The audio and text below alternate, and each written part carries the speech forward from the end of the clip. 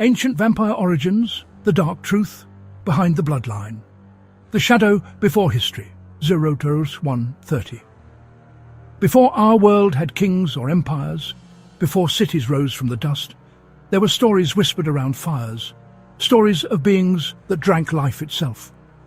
Across continents, cultures that had never met described the same creature, pale, restless, hungry, and immortal.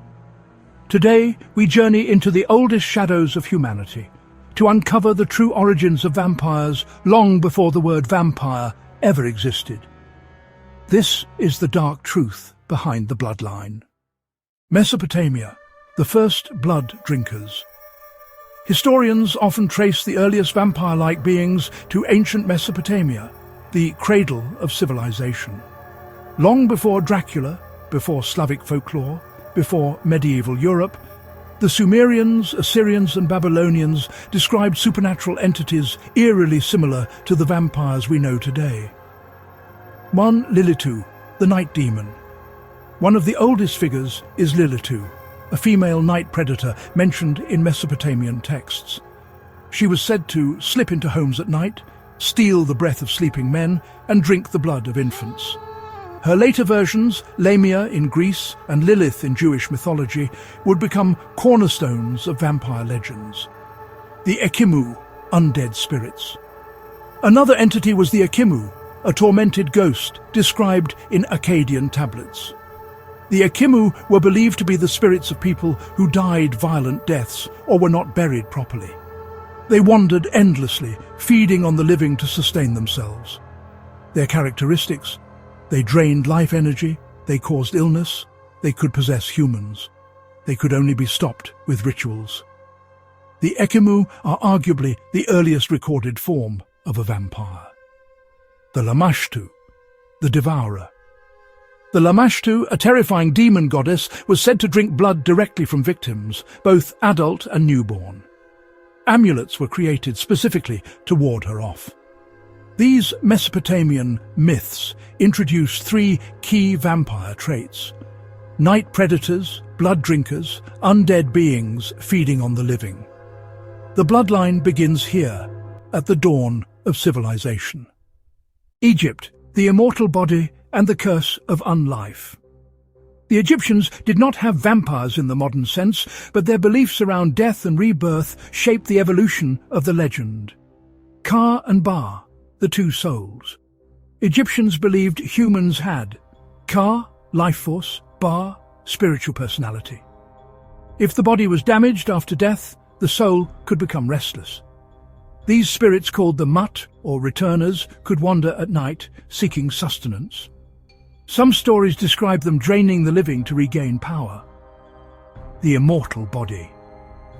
Egyptian mummification introduced the idea that a preserved body could maintain a link between physical form and immortality. This concept influenced later Greek and Roman vampire myths, the idea of an undead corpse returning to feed. The sealed tombs. Some Egyptian curses describe the dead rising to punish tomb robbers, draining vitality as revenge. These are early echoes of the blood curse motif found in later vampire folklore. Egypt didn't create the vampire, but it shaped the rules of undeath. Greece, the birth of the classic vampire. When Greek civilization rose, it absorbed Mesopotamian and Egyptian beliefs, transforming them into something new, the first form recognizably close to the modern vampire. Lamia, queen of the night. According to Greek myth, Lamia was a Libyan queen, cursed by Hera, Apollonius of Rhodes. Hera killed her children, and in her grief, Lamia turned into a night-dwelling creature who fed on the blood of youths. She became a seductress, a killer, a child-eater, a shapeshifter. Lamia introduced the idea of beauty hiding horror, a key vampire theme. Empusa, the shape-shifting demon. Empusa, a servant of the goddess Hecate, could appear as a beautiful woman to seduce men before devouring them, Philostratus. She was described as drinking blood, sometimes leaving her victims pale and lifeless. The Vrikolakas, the undead corpse. Perhaps the most important Greek figure is the Dracula, a corpse that returned from the grave to attack the living.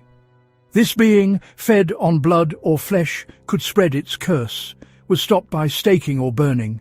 These traits directly influenced the Slavic vampire, which later shaped the Dracula myth. Rome, when vampires entered the empire. The Roman Empire connected continents, cultures and mythologies, and so vampire beliefs spread widely.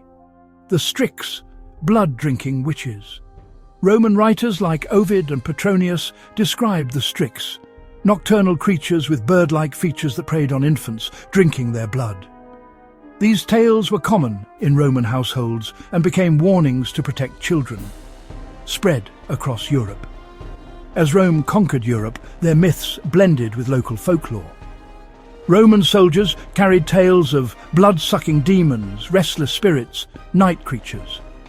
This fusion laid the groundwork for the Slavic vampire, the most influential vampire archetype in history. As Slavic Europe, the true birthplace of the vampire legend, 22 ad 30 BGR. By the early Middle Ages, Eastern Europe had developed the most fully formed vampire mythology ever recorded. The upir, the first vampire word. The old Russian word upir, 11th century, is one of the earliest terms resembling vampire, upir, cited in Laurentian Chronicle 1047. The upir was described as a corpse that rose from the grave, drank the blood of its family first, spread its curse through bites, could be killed by staking or burning. Sound familiar? This is nearly identical to our modern vampire. Signs of vampirism. Villagers believed a corpse could become a vampire if the person was evil in life, they died violently. Burial rites were not done correctly, they had red hair or an unusual appearance. Protection rituals. To stop the rising dead, villagers performed rituals, staking the heart, decapitating the body, burning the corpse, burying victims face down, salting the grave. These practices are documented in the works of historians like Barber, 1988, and Dundes, 1998.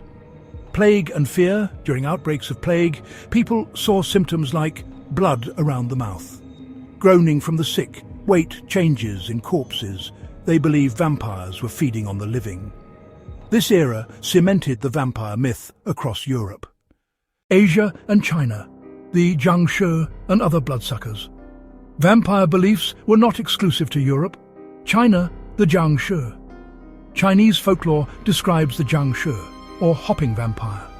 These undead creatures absorbed the life force, called qi, rather than blood. They were said to arise from improper burials, violent deaths, and dark magic. India, the Vatala. The Vatala of Hindu mythology was a spirit that possessed corpses, feeding on blood and energy. These tales predate European vampire stories by thousands of years. The Penanggalan. In Southeast Asian folklore, the Penanggalan is a woman whose head detaches at night, trailing organs as she feeds on blood. Every culture had its own vampire. The medieval bloodline. By the Middle Ages, vampire legends became a central part of European fear and superstition. The vampire epidemics between the 14th and 18th centuries, vampire epidemics swept through villages across Serbia, Bulgaria, Romania, Hungary, Poland. People exhumed bodies en masse, believing vampires caused disease. The case of Arnold Powell.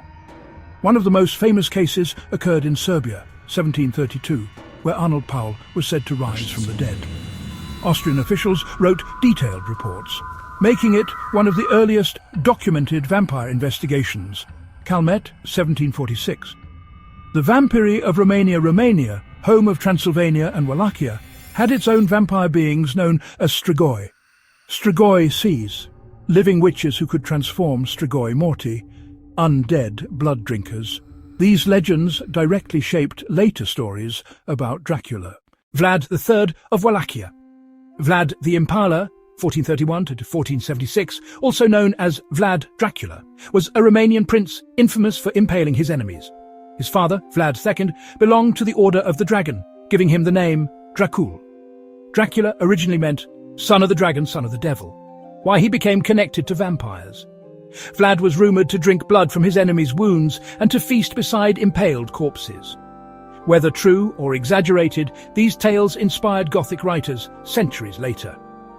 In 1897, Bram Stoker published Dracula, combining Slavic vampire folklore, Romanian history, and Gothic Victorian fears. This book transformed the ancient vampire into the modern vampire we know today. The dark truth behind the bloodline. When we trace the vampire myth across civilizations, a pattern emerges. It begins with fear of death. Every ancient culture feared restless spirits. It evolves through disease. Symptoms of plague, tuberculosis, and rabies resembled vampirism. It grows through isolation. Villages did not understand decomposition, so corpses appeared alive. It becomes a story of power. Vampires represent immortality, forbidden desire, and the fear of the unknown. It is universal. From Mesopotamia to China, Egypt to Europe, every society created a version of the vampire. The dark truth is this: vampires are humanity's mirror, reflecting our deepest fears, desires, and unanswered questions about life, death, and what may linger in between. The vampire did not begin in a castle in Transylvania, nor in a Victorian novel, nor in Hollywood. Its bloodline runs deeper, back to the first fires of the first tribes, back to the oldest cities on Earth. It lived through epidemics, wars, empires, and kingdoms. It changed, evolved, and adapted, just as we did. The origin of the vampire is the origin of fear itself, ancient, universal, and eternal.